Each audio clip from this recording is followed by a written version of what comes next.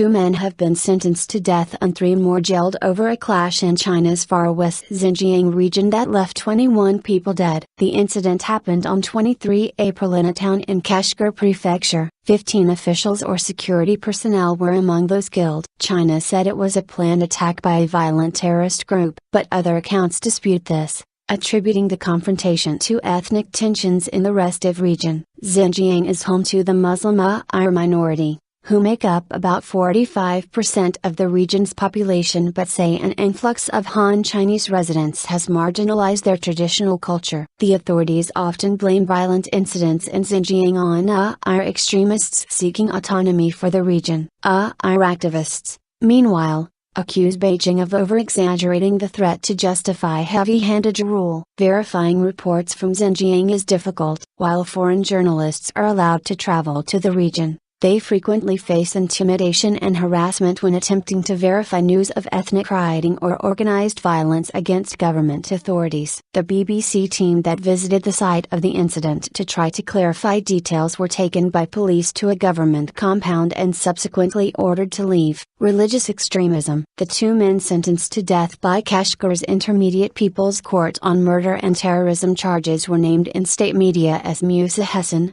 the co-founder of the terrorist group, and Raman Hooper. 3 other men were jailed for terms ranging from 9 years to life. The group had been carrying out illegal religious activities, and promoting religious extremism, Xinhua news agency reported, citing a court statement. They had also made 10 explosive devices and carried out explosive tests, it said. The violence was sparked when 3 officials saw suspicious behavior at a house, Chinese reports say. Residents seized the officials and several more police who came to the scene, many of whom burned to death when the house was set on fire. Security personnel shot 6 suspects, Chinese reports say. But a group of local people in Silabuya town, where the clashes happened, told the BBC that the violence involved a local family who had a long-standing dispute with officials who wanted the men to shave their beards and the women to stop wearing full veils. A spokesperson for the World Uighur Congress, an umbrella organization of Uighur groups,